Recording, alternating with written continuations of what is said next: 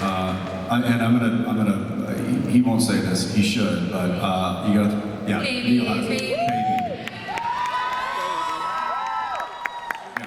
Yeah. Baby. French mistake. What is it? Anything with Charlie.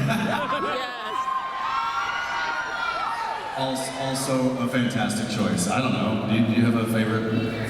Personally, I'm Dead Man's Blood. Oh, yeah. Good John Winchester episode.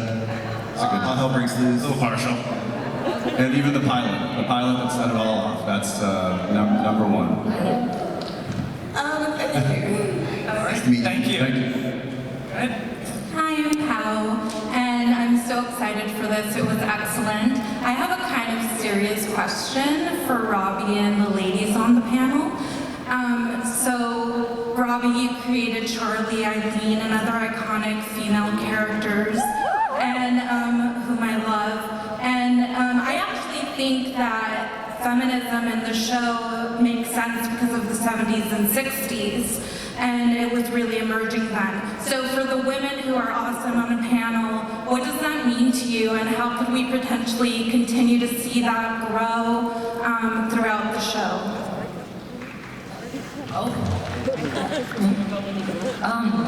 It's really important to me. I mean, to play somebody like Mary, who is so badass, is so awesome, and I think me, as a young girl watching it, I would be so happy to look up to somebody like Mary.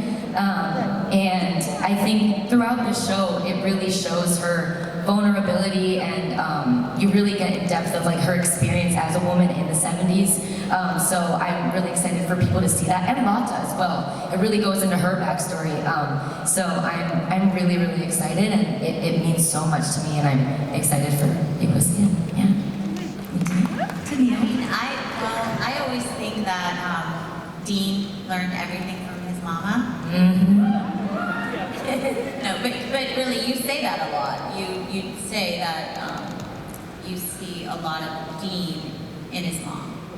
You know? Yeah, I think Dean got a lot of his DNA and what made him from his mom, and then obviously learned to hone his skills through his father. All right. Thank you. Thank you. Go ahead.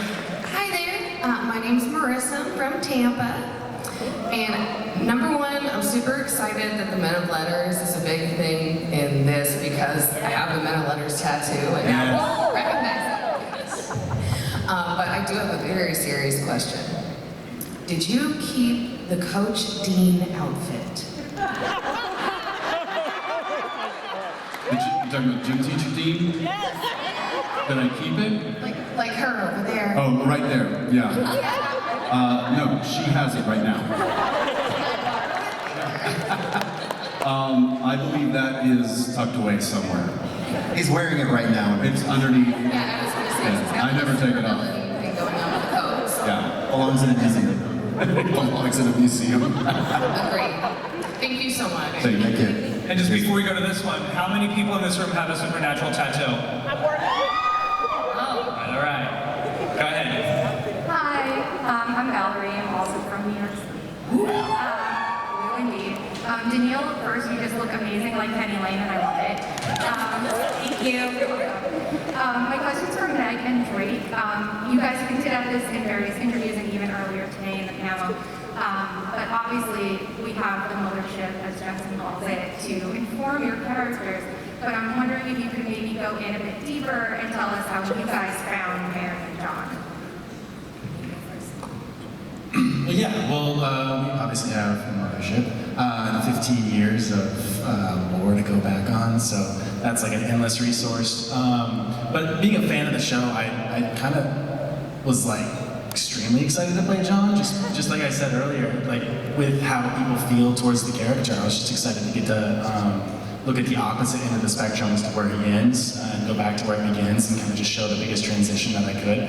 I've been kind of like paraphrasing, using as an example would be like Walter White to, Heisenberg. I'm trying to get that kind of transition into who he is, like who he wanted to be versus, what Chuck or Destiny had in mind for him.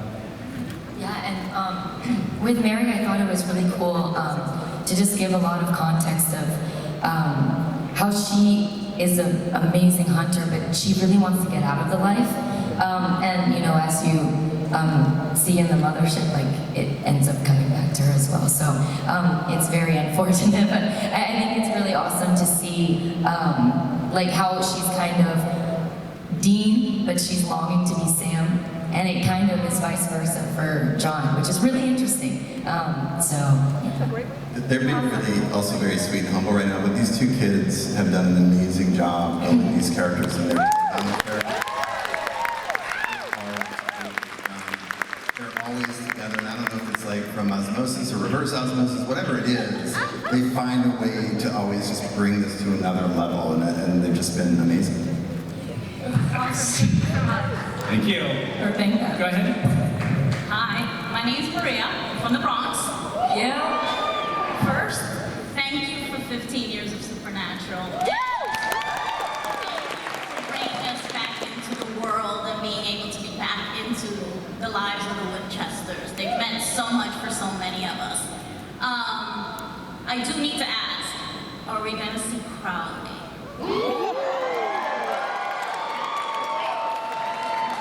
Sure.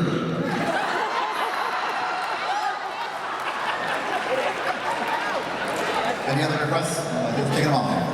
I'm taking requests all night, guys. Look, like Robbie said, if you guys give us an opportunity to tell more of this story, I guarantee you're going to see a lot more familiar faces.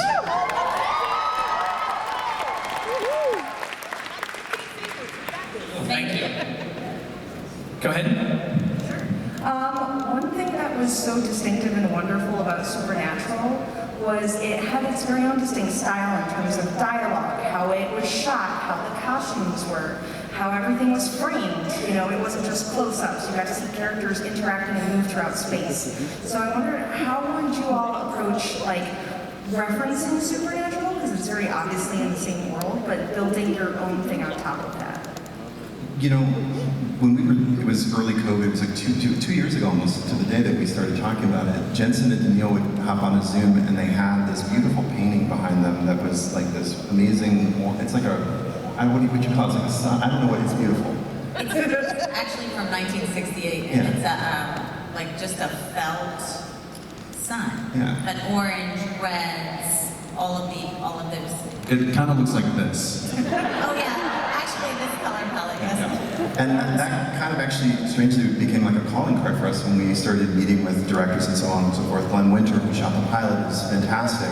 Really wanted to take some of the stuff that you felt, in 15 seasons, particularly the earlier seasons, but then we had to find our own sort of color palette, and because we left Vancouver, which we all love, and shoot in New Orleans now, it's literally a different sky down there. And I'm flying back there literally right after now, and I hope to get there in time to see the sunset, because it's a different type of beauty, and we really wanted to lean into that from the visual side of things. It actually has like that sepia tone of an old photo, which is perfect. And also, unfortunately, we have to wrap. I'm sorry, because it says we have 22 seconds. One more. All right, if you could. Hi! Oh my god, sorry, Danielle looked at me, I got flustered. Sorry, first of all, really quick, please just, and I'm going to speak on behalf of everyone in this room, which is ambitious, but please, please, please give our love to JoJo and Nita. They are so wonderful, we're so happy. That's amazing. They are welcome to this family. Thank you so much. Also, my question is, so you guys took on a really daunting task when you decided to sort of not only reboot this show, well, kind of, but like, but also to add new characters. When those characters, like JoJo and Nita's characters, were being created, were they created in thinking like, we'll take elements of characters who can't really logistically be in the show and sort of give a nostalgia that way, or was it something entirely fresh? It came from a conversation again with Danielle and Jensen about, we wanted this to be, Supernatural became a show about a larger family, but it was a two-hander, and we really wanted us to start with that family. And so it came from a very organic place of like, okay, we call them this, and then these knuckleheads call themselves that, which is like, we have the core four. And that core four, it had to feel like a family from jump. Obviously, these are Mary's friends, and John is being pulled into that world. But that's my memory of it. It was very organic, and it was something that they're very passionate about as a company, is being more inclusive as well. And so that was another organic part of the company, or the process as well. Yep. All right, well listen, you guys